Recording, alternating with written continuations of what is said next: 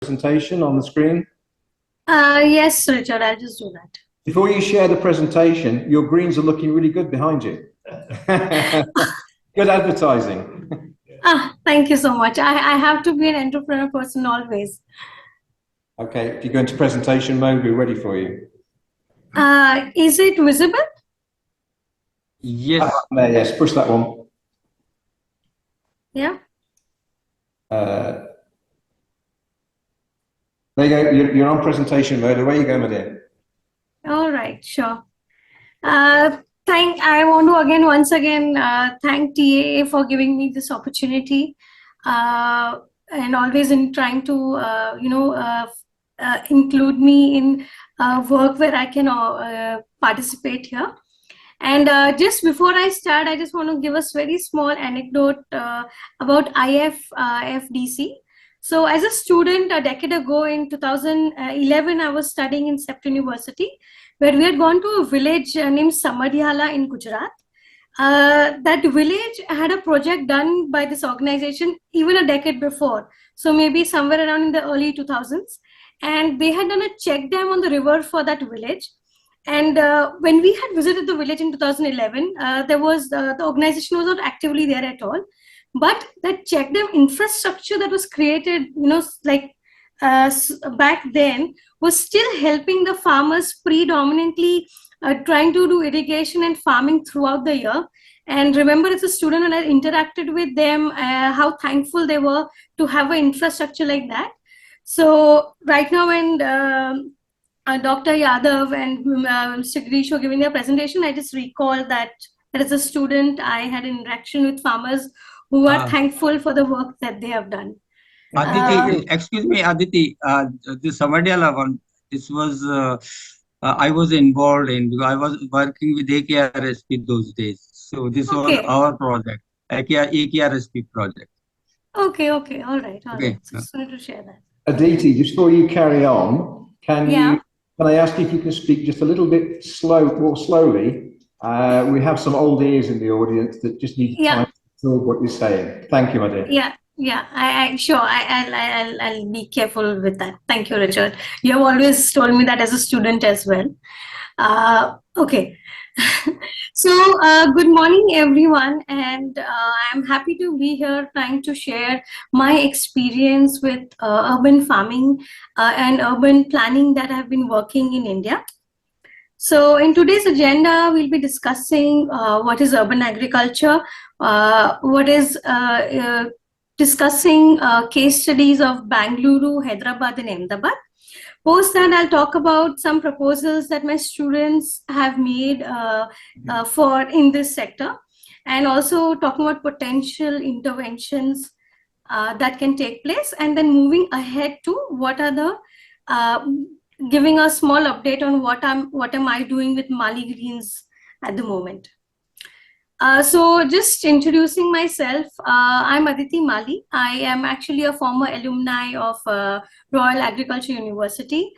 In 2016-17, I did my MSc in Sustainable Agriculture and Food Security, where Dr. Richard was heading our program. And just recently, since 2-3 years, I have started my work and established my startup named Mali Greens, which is basically a high-tech urban farm in Ahmedabad, Gujarat. And so as an urban planner, where I did my bachelor's in urban planning, I always had the inclination to work towards rural communities, inclination to work towards smaller and medium towns rather than working for cities back then. In that process, I felt it was very important that I understand the importance of their economy. So for that, it was very important that I understand agriculture, that I study agriculture before moving into working in the rural sector or the medium town sector. Hence, I came to UK to do my master's, and while I was studying sustainable agriculture there, what I realized was that when you talk about urban agriculture, when we are talking about urban planning, we are not talking about food so much. So when we're doing city planning, when we are creating our master plans, we are not integrating one big aspect, that is food. Every person in the city needs the food. That food comes from, travels a long miles to reach there, and all our small, marginal, and large farmers together are making this food security achievable in all our countries, right? So coming back, when I was reflecting and looking upon urban planning, rethinking on a different lens of an agriculturist, lens of farming, what I realized that there was this one subject, there was a gap, what I found in the education system, which could, get a little more focus. So after slowly doing some research with small farmers and working for doing some student studios and courses on rural planning, I slowly moved and found my niche in urban agriculture, because urban agriculture is helping me, marry my two cores, that is urban planning and agriculture, and it is helping me also look at something that is not looked upon, something I am able to find my footing in.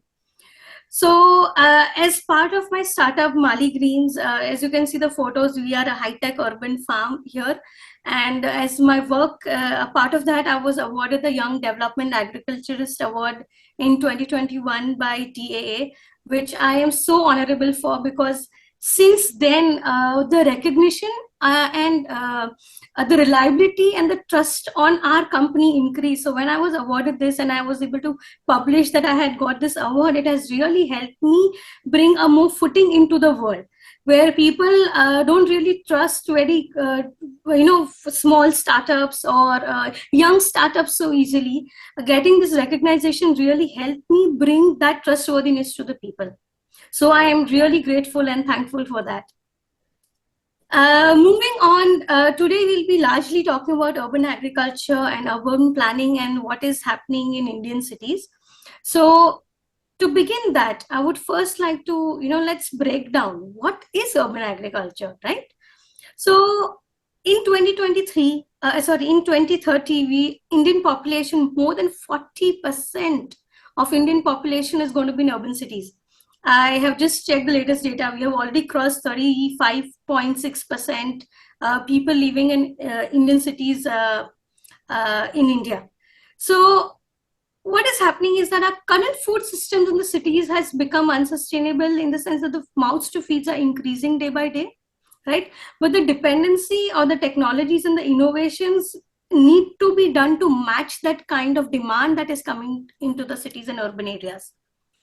Food for the city dwellers is traveling long distances, whereas there are empty spaces within the city to provide that kind of food. So it is not saying that we should, our predominant dependency will always be on rural areas, but it is about the spaces which are within the city, involving the citizens of the city to grow their own food, to connect them to the food. We are largely seeing that a lot of people, that our food waste has increased. The food wastage has increased because the more we are getting disconnected from our earth, the more we are getting disconnected from agriculture, we are losing the value of food. That one strawberry that comes to your home, one packet of strawberry, a farmer has put 4 or 5 months behind it to grow that for you.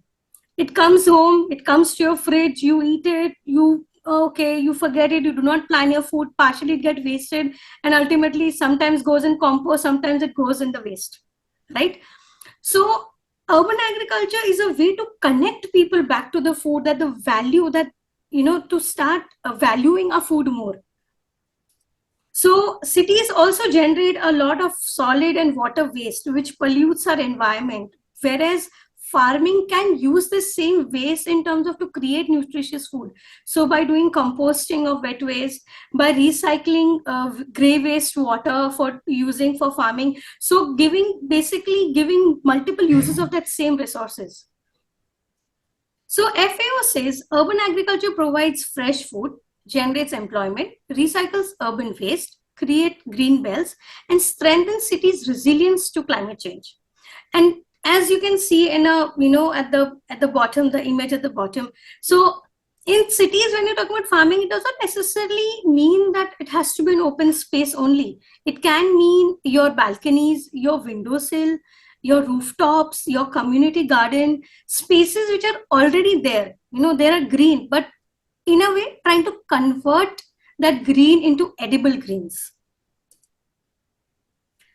So at what levels is UA, urban agriculture practice? So at building level, at vacant plots level, and at your urban and peri-urban areas. At building level, it can be done in your terraces, in your balcony, in your basement, in open spaces, within the building plots, setbacks, empty warehouses. You can also do vacant plots at government and private lands. So example, railways, right? Railway takes a lot of part of the city area. Now, every time the railway always has a very big, there's almost 10 to 25 meters of buffers on both sides on the railway, wherever the railway track is going within the city. That land is never going to be overnight. A decision is not going to come that tomorrow itself a track has to be laid out. That is something that will be planned by the railways. But meanwhile, till a decision comes to use that kind of space, agriculture rotation is what, 3 to 5 months. So even in that short period, also farming can be done with minimal infrastructure, or urban forestry can be done. So how can we use those kind of spaces within the urban area to increase the green and to connect people to the food? So, UA largely targets fresh food, your vegetables, your fruits, your dairy, your poultry and livestock, fisheries, through aquaponics, your flowers, your apiculture, sericulture. Okay, and what happens here is that many times in cities we already see, and we do not necessarily acknowledge that as urban agriculture. Example I'll give you, like in cities where I'm in Ahmedabad, as the city grew, there were small villages which were the surrounding the city, and it slowly have been amalgamated inside the city. Now, as they've come into the city development authorities have maintained those village boundary as it is. They have not disturbed them, but they are within the urban areas. Now, those people are actually actively doing dairy farming.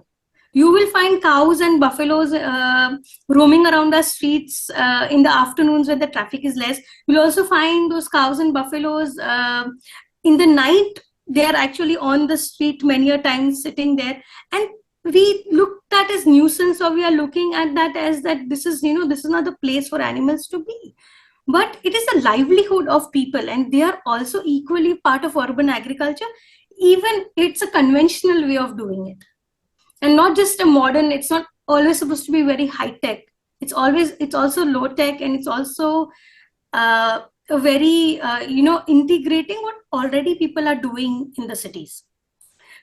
These are some of very prominent organizations who are doing wonderful work for urban agriculture. So you have FAO, you have Resource Center on Urban Agriculture and Food Security, RUAF, you have City Region Food Systems Program, and you have the Milan Food Project Pact.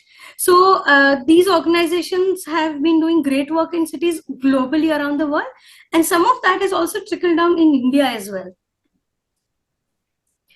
So we talk about sustainable development goals, and these goals are made for all of us, to give a better self. How can we create better living livelihoods? How can we create better cities? How can we create better environment and building habitats for people? So urban agriculture does look into many of these aspects. So it can help with no poverty. It can help with zero hunger. It can help with good health and well-being. It can help with sustainable cities and communities. It can help with responsible consumption and production, climate action, life on land, and more.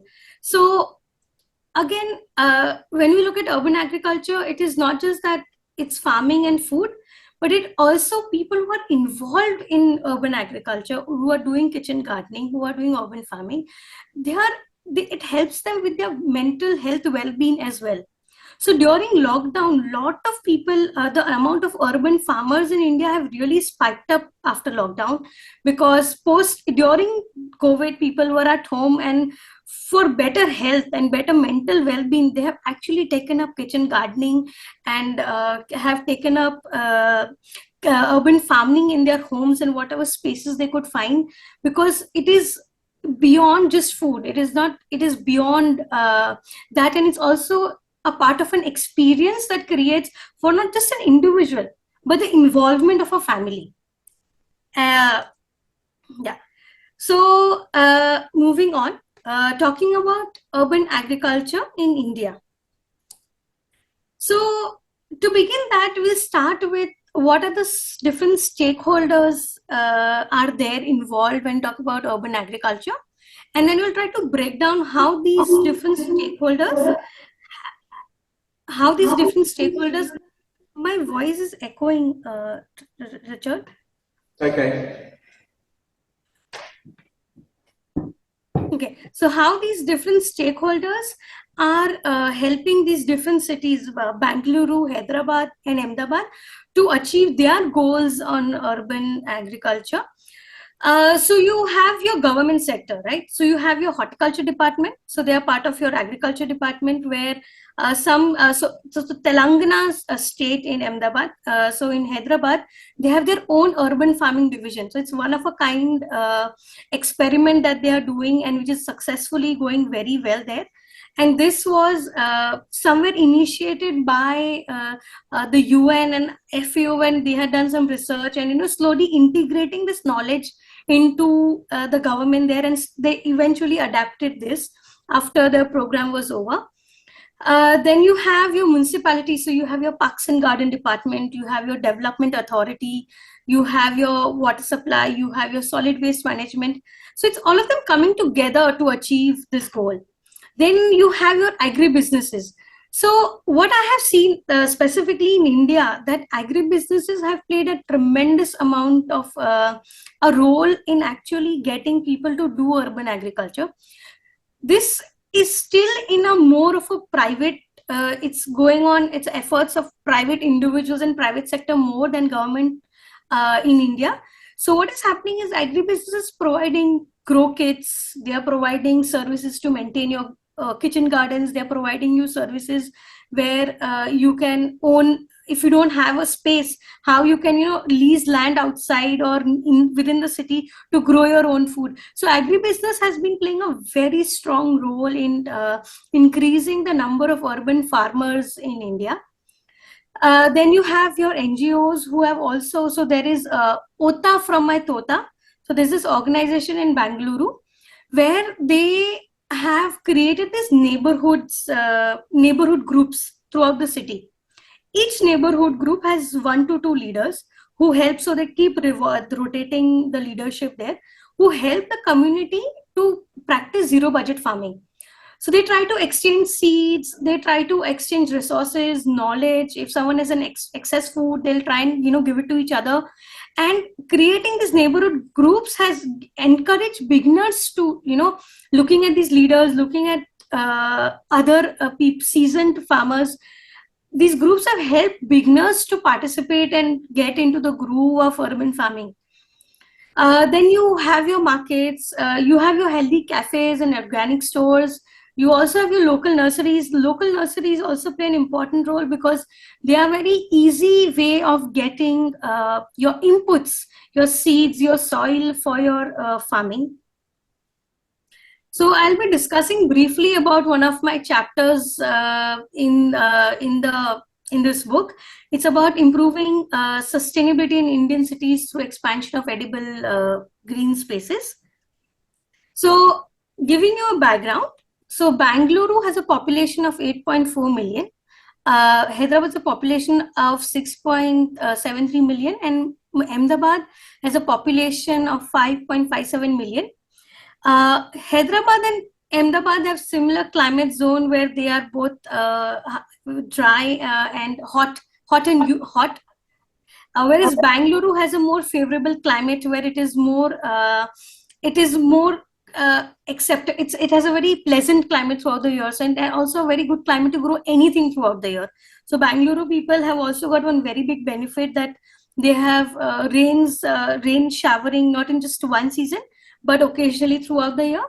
And also the climate is favorable to grow multiple variety of vegetables throughout the year. So just quickly looking at the food supply chain of Bangalore. So Bangalore, what is happening is that this is on the top, if you see in green, is the area where the food is coming, the farms, the villages from where predominantly the food is coming in Bangalore. And as you go down, so around the average is coming to 200 to 300 kilometers, food is traveling to reach a household in Bangalore city. And that has been one of the driving factors. So just giving a small brief on the city. So this city has been known as the Garden City. It has been had a tech revolution in the past 10 to 15 years. A lot of new startups and tech startups have been establishing, and actually has really choked up the city. The population is just bursted in the city, and it has really choked up. The traffic has very bad traffic. The traffic, you can be stuck for 3-4 hours in peak hours trying to go to office as well. So, but what is there is it's very green. They have not taken away the green spaces so much, and knowing and people being more educated, more woke in some sense, has given them the awareness and importance of sustainability, importance and giving a thought on climate change. So in Bangalore, if you see, there are these various ways people are doing urban agriculture and agribusinesses. So here at the bottom right, where you see a group of, it's a group of students, there's a very green wall. That's actually a bungalow on the right-hand corner, bottom corner. It's actually a bungalow totally covered by greens. So the fellow gentleman has actually done urban forestry in his house. He has done almost 8 layers of gardening from the very bottom out on the footpath till on his rooftop. He has totally covered all of it with greens. And it is passion driven. Obviously, it is so to do something like this, to work hard toward this, it's a passion driven thing. Then you can see that there are people who have done it in their balconies, in their rooftops, in open spaces in and around their homes.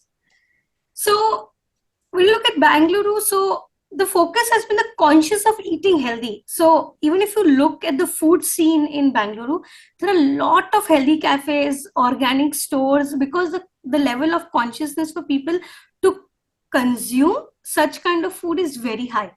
So in that same efforts, all these urban farming has started. So people are growing their own food. They are getting, and the government organization, the horticulture department, is also really supporting the people there by providing in a very minimal cost saplings, grow kits, also training programs, weekly training programs to people.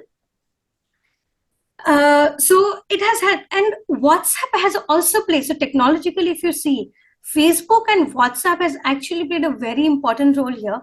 So earlier, the NGO that I was talking about, what they've done is they've created this WhatsApp groups and Facebook groups. So they call themselves OTGNs, Organic Terrace Gardeners. So if you look on Facebook, OTGNs Bangalore, you'll find a lot of neighborhood groups there.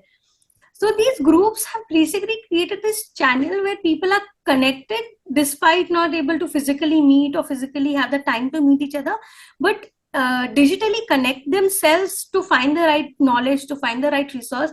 And people are very helpful and supportive to each other.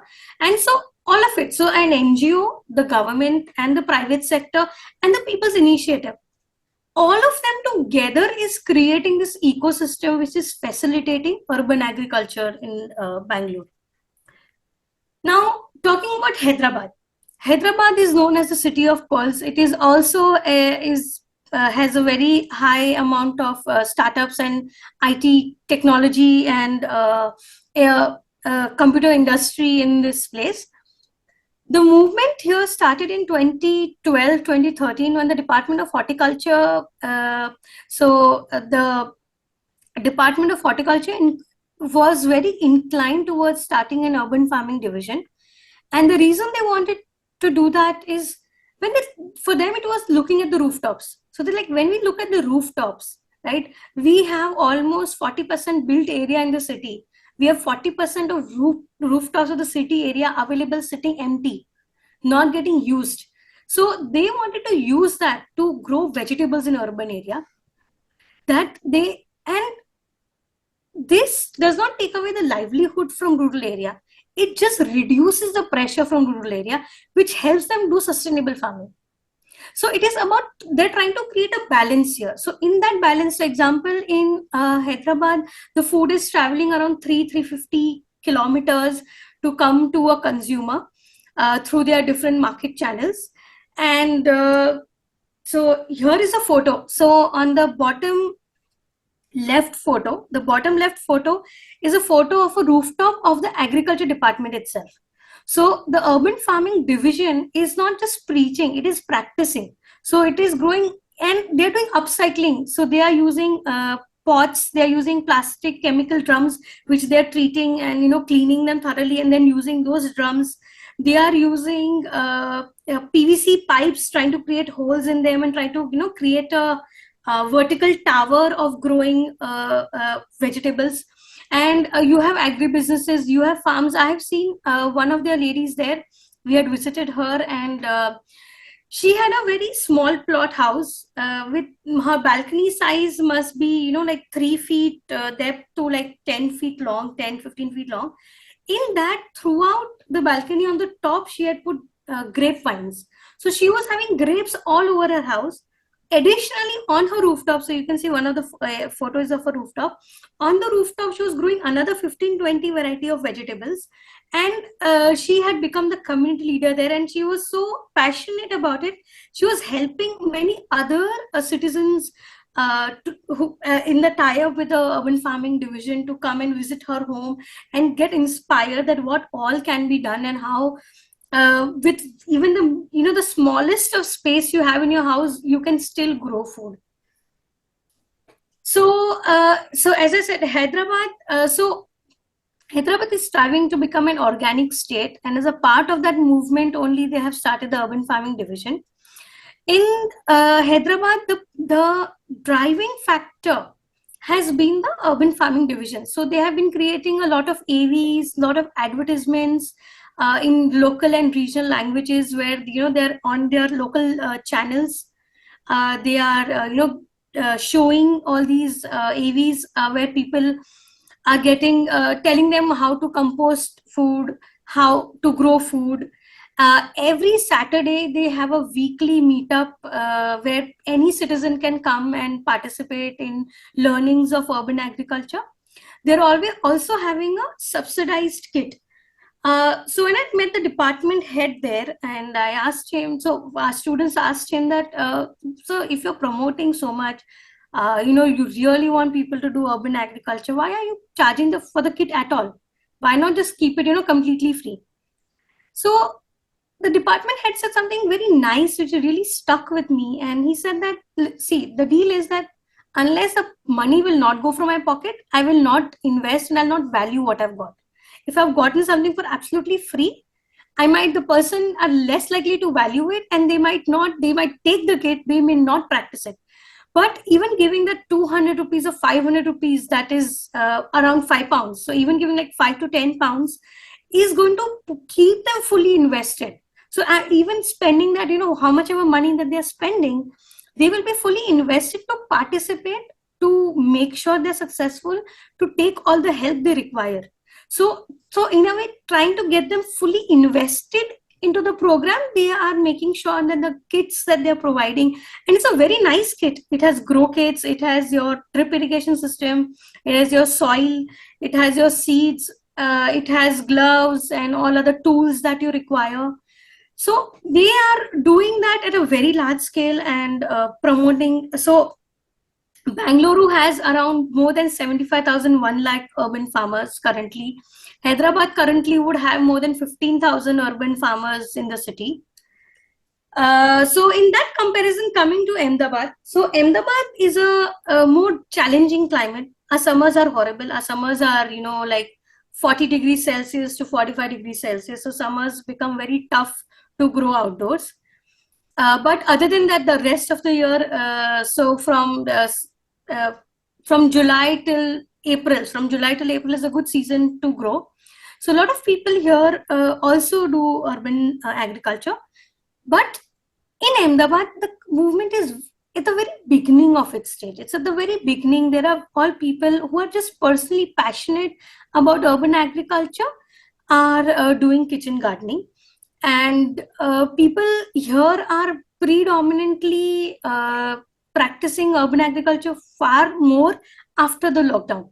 So in the lockdown, a lot of people have taken up urban farming, and post lockdown also they have tried to continue those hobbies in whichever ways they can. And uh, so looking here, so on the top right, if you see this rooftop, so Mr. Anuj, what he has done is that he has put a aquaponics, it's all DIY. So he's done completely from recycled materials. He has used paint buckets to grow broccoli. He has used PVC pipe to grow spinach. He's used another paint bucket set to grow chilies and strawberries in his terrace. And this terrace is not big, it's just around 200 square feet. So even in that small space, he has tried to utilize, at the parapet level, the wall level, the areas around the terrace, as well as the terrace itself. At the bottom, you can see just below that, Mrs. Jagrati, she is doing in her apartment. In her apartment, she has more than 300 species of plants, out of which around 50% are edible, your vegetables and all, and others she is growing is cacti, because cacti is easy to grow in apartments, cacti and indoor plants. So this is her balcony. This balcony is, not more than a depth of 4 feet to like around 7 feet, like 4 by 7 feet. And in that, she has used the ceiling. So she has used the ceiling to hang her pots. She's used the railing to hang her pots. Even at the bottom, she has made multi 3-level, and she's using the side wall as well. So people who are passionate about urban agriculture are really going all out to optimize every inch of space they can get. On the right corner, you can see they are using their backyard to grow urban agriculture, to grow urban farming. And this is on one of the photo is actually an office terrace. So one of our, the gentleman, he loved urban farming, but he could not do it at home because he doesn't get the time at home. So he had a small, little larger balcony space outside his office cabin. So he converted that into a kitchen garden. He's like, I'm at the office all day long, might as well utilize my free time to do something here. So Ahmedabad, the drive is starting slowly. Slowly it is picking up. And there are some organizations like Tree Walks and institutions like Gujarat Vidyapit who are helping people conducting kitchen gardening workshops for people to to participate. So in Ahmedabad, I would say there may be like a 500-600 urban farmers currently in Ahmedabad. So the methods used predominantly in kitchen gardening for urban areas is not a typical way, the way we do agriculture, on lands. It is more like your buckets, your grow bags, plastic containers, plastic bottles, tires, or whatever people can get their hands on, and your normal pots as well. And a lot of people do vertical farming, they do stacking, they also do raised beds. And so in urban areas, when you look at agriculture, it is, it is that concept itself, fighting with space, right? We have very high dense population with high dense cities, so really fighting with this existing space to try and do different things here. So in that, as I had earlier mentioned, agribusinesses have played a very important role where, so in Bangalore, I'll just give an example. There are agribusinesses who will help you set up your own farm. There are agribusinesses who will provide a service that you can, who will take care of your farm. There are agribusinesses who will help you rent another place. So if you have your own land, they'll help you with that. If you have a hobby and you don't have your own land, they'll help you rent a place where you are able to do farming. You have the hobby, but you have no time and you have no land. On your bidding, they will make another urban farmer do so you just pay for the whole resources and they will do the urban farming. So they are giving different ways and opportunities for people to participate in this and to become a part of it. So concluding what I already said, that so the kids providing training, providing hand-holding, technical support gives a prolonged success of this whole project by just a one time. So it's important that all, your NGOs, your development authorities, your private sector, the citizens themselves come together to really achieve this. Community gardens are not that popular yet in India, but slowly there are few community gardens which have come in Bangalore, and they are going ahead with that. Just sharing some of my students' work where they have made some proposals. So just quickly going through them to show you all that how. So I teach and take courses on urban agriculture with architects, urban planners, interior designers, civil engineers, product designers, as well as management students. So the variety of students I teach urban agriculture, and we do different exercises. So there are some glimpse of that. So this is like a neighborhood plan where in the neighborhood plot, which you can on the left side, you can see the neighborhood plot.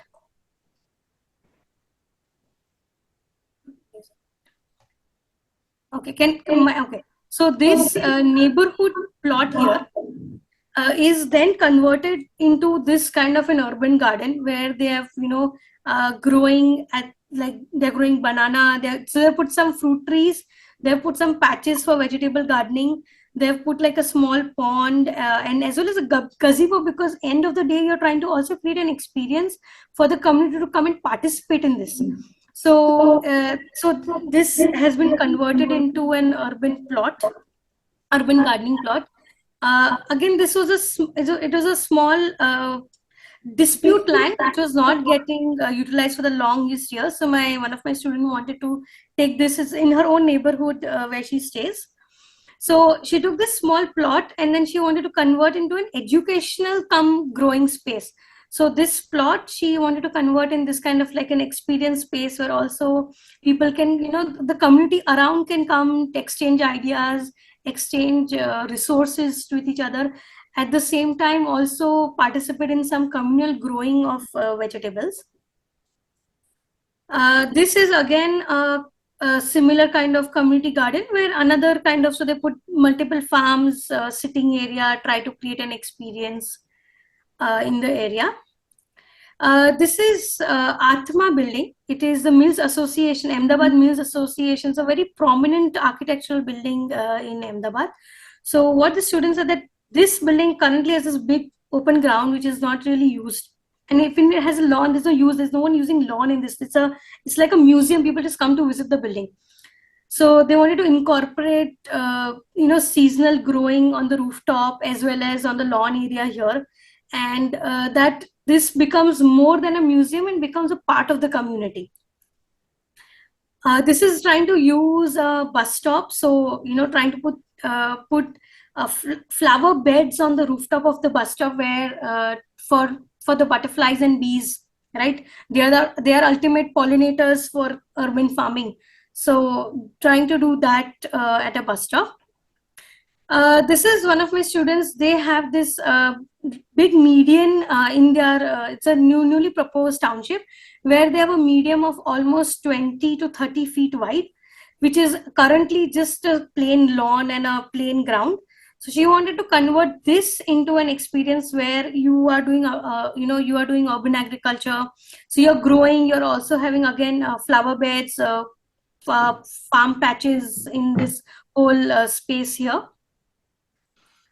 This is trying to utilize the flyovers in urban areas. So many of our flyover status is, they're filled with garbage, neglected or used for parking sometimes, and sometimes just left as it is.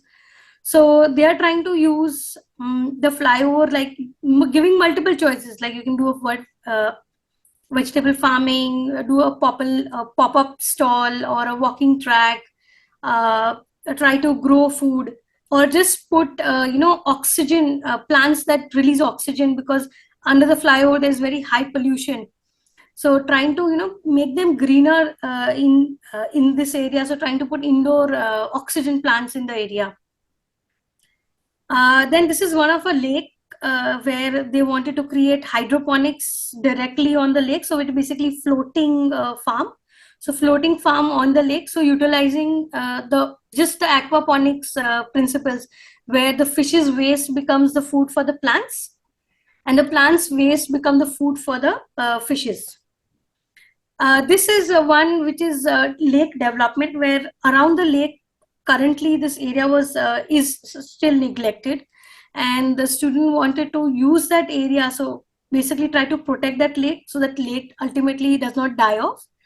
And in that same way, put a farm around it, put a children's play area, put a small garden. So it is a kitchen garden as well as your playground for the children. So it becomes like, so if the parents or elderlies are farming here, they can, at the same time, the children are playing in that same space. So they all have some kind of involvement here.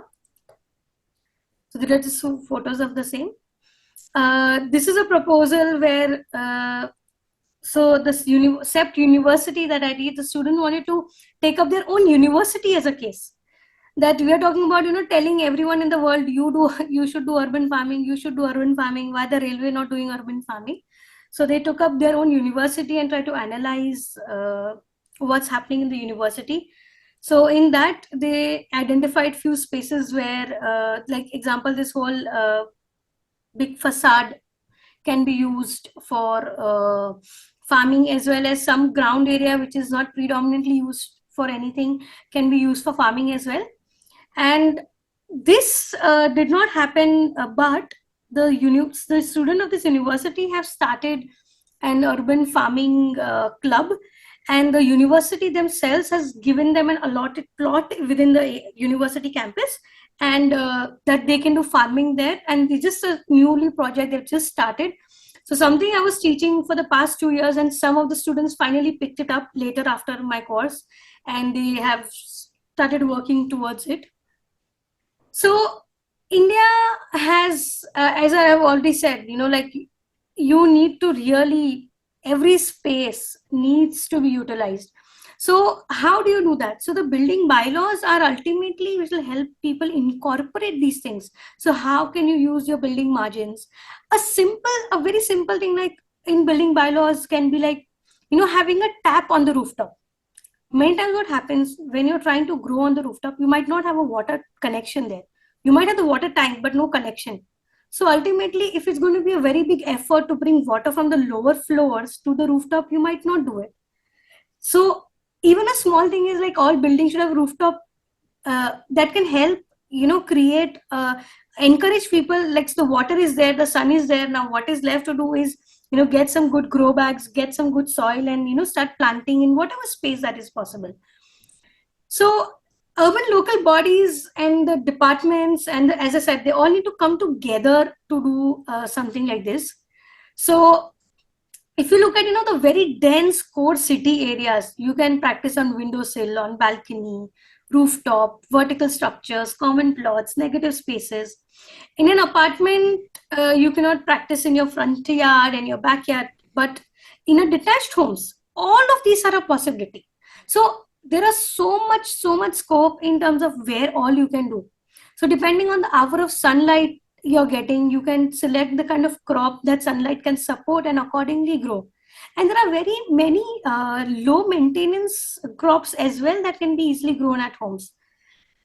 So there are different kind of policy. So the policy making involves the governance, capacity building, service provider, area provision, strengthening the market, waste and composting. So the potential areas for urban agriculture then becomes, as I said, windowsill, balconies, rooftops, your margins, your parking lots, compound walls, common spaces, religious spaces.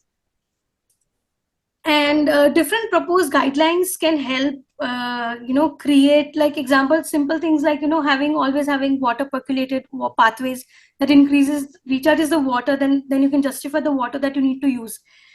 In Bangalore and Hyderabad and even in Ahmedabad, a lot of people doing urban agriculture at home. What they have been doing is they actually sit down with their washing machine. So once the second cycle of water is gone, they wait, they time it, they give the time to sit, and they immediately take the water instead of going the drain, they start collecting that water. Then they use that water to water their plants. And in that, trying to be in that whole cycle of organic farming, the detergent also that they use is environmental friendly. So people are going to those lens, they're putting that kind of thought process. So when people are doing so much, then how can we, amplify those efforts is the point. So even in industrial areas, urban farming, so when industrial areas have the bylaws where, they have to do greenery to offset the pollution that they create. But mostly what happens is it's a bare lawn with some few trees are created in maximum spaces. But those things again can be converted into buffer zones. They can use the boundary walls, the common plots, your rooftops, building walls. So summarizing the whole thing, I would say that urban agriculture is a very powerful method of combating climate change by making our cities more resilient, right? So even the smallest of efforts have the power to create change. And change does not necessarily always mean in numbers. Change also means in terms of attitude, how people are looking at it. And that is something I personally have seen in my journey as an entrepreneur in this area. So just giving a very small update and I'll be done. So Mali Greens is my Mali Greens is my startup where we are doing high-tech indoor urban farm where we are growing microgreens predominantly.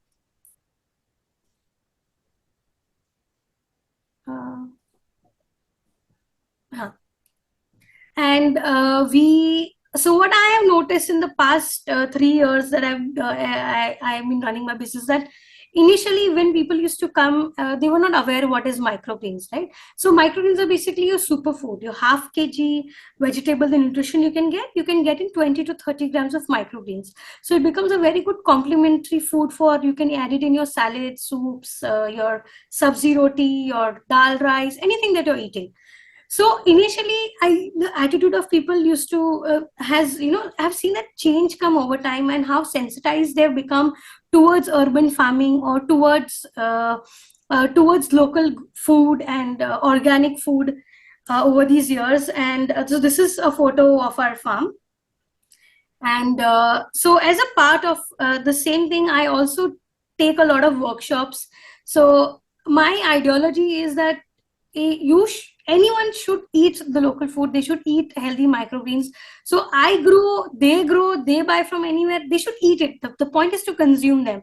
So we take a lot of workshops where we teach people. And other part of microgreen is also that it is very predominantly used in the culinary world as for garnish and in 5-star hotels and in cafes. So we are serving in more than 40 such establishments, growing different type of microgreens, edible flowers. And in the just recent time, I was also recognized by the local newspaper as Ahmedabad Achievers and the local radio for doing something unique and different in the city. So I've been getting a lot of support from the city here. And that is it. And but I would really again like to thank TAA for giving me the opportunity today to share my learnings and give back to my alma mater, RAU. So thank you so much for that, and thank you, Richard.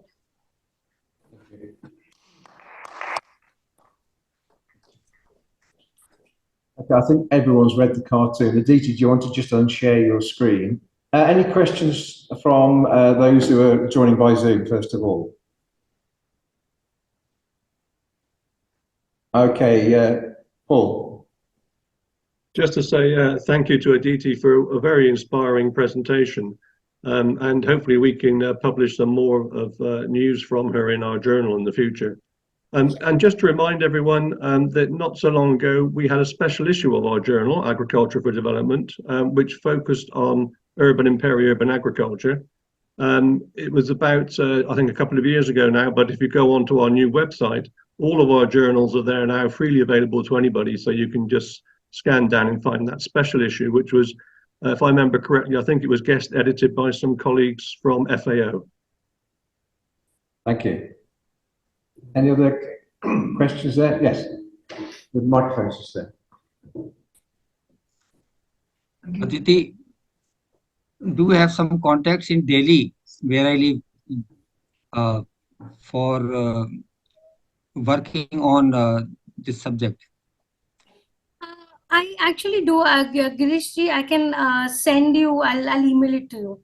I have some institutions who are working as well as agribusinesses. I'll pass on that information to you. Great. So Delhi should also join the club of Ahmedabad, Hyderabad, and Bangalore. No, Delhi already is a part Yeah, of it. As I said in my case study, I had taken these three cities. Okay, we have a question from the audience here. Yes, thank you. Is this on? Can you? I can hear them. Okay. You can hear me? Okay, thank you. Yeah. Really exciting presentation. Thank you. And very colourful too, to see what's going on with so many people involved. Towards the end, you were talking about how to enable this to go further. And I'm just reflecting that a lot of the spaces that you're working with, you're sort of retrofitting urban gardens to what is there. And you did mention about talking with architects. And I'm wondering about if you've got any sort of looking further forward as new buildings are built. I'm just imagining simple things like putting a water supply onto a roof so that people don't have to carry buckets upstairs. So have you got much interest from architects of specifically building buildings that are urban garden friendly? So when I work, thank you for your question. So when the students I worked with is architects as well as landscape architects, and their insight or the understanding that they have brought, which I have learned from my own students, is one is yes, trying to give water supply on the rooftop. Secondly, they have talked about how the open spaces that a city has, any building compound, there's a mandatory 30% they have to provide for open space, but most of that goes in parking many of the times. So one of the insights, they said that according to building bylaws, you should try and put the parking in the basement, so that area can then be reclaimed for at the very beginning to put edible greens and greens. And another insight that I've got from there as well as is that when creating independent homes, right? So when creating independent homes, actually providing spaces dedicatedly designed to do urban agriculture. So trying to put your balconies and your windows predominantly in the southwest corner, because when you put them in the southwest corner, you get better light, as well as you get more hours of light, because for growing vegetables we need more hours, like around at least 7 to 8 hours of light. So getting more light as well as getting a more better ventilation. So because if your balcony is facing the north side of your house, then that balcony cannot be used for growing plants. The plants will not get sufficient sunlight at all to grow there. So that has been a very one of the key things that again and again I've heard from many of my students while thinking and designing for urban agriculture. I think following on from that as well, my observation, Aditi, I had pleasure of looking at some of the designs that your students did a couple of years ago. And I think in answer to your question, if you've got master's students doing urban design and getting excited about food in cities, you're going to see that come into their planning in the future. I think the key issue for me is that from a strategic planning point of view is how do you separate dirty from grey water so that you can use it for irrigation? How do you create a waste collection system that allows for composting or anaerobic digestion, depending on the risks associated with it?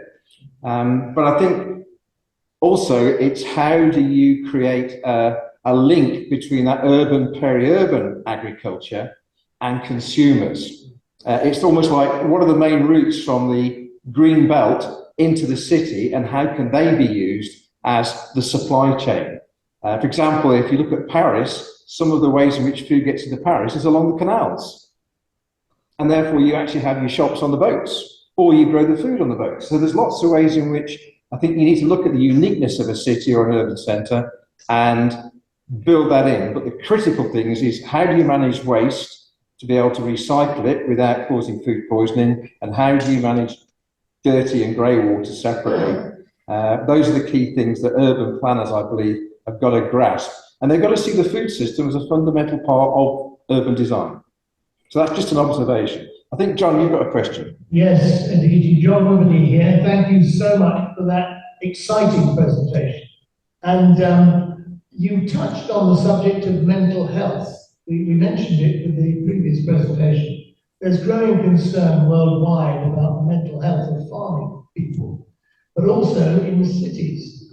And I'm wondering if any of your other departments in your university there might research or have any evidence of the impact on the improved mental health of your groups and the improved community cohesion where you have developed urban agriculture. So thank you, John, for your question. So during just the end of the lockdown, the course that I taken, the students were doing half offline and half online studies back then. So during their offline studies, and they were all individually in their home, in their neighborhoods in different cities, we had asked them to take a survey of their own neighborhood to understand the awareness of urban agriculture, at what scale it is. So as a part of the survey was the reasons, if someone is doing urban agriculture or any kind of urban farming or gardening, then what are their reasons or motivations for that? And from that survey, we actually find out that one of the main factors, so the one biggest factor was hobby and passion. And the second highlighting factor was actually for the mental health well-being. So like to give a own, to create their own space, to create their own sanctuary, to be themselves, or to get distance themselves from the world. So from that survey which was done was on different cities in India.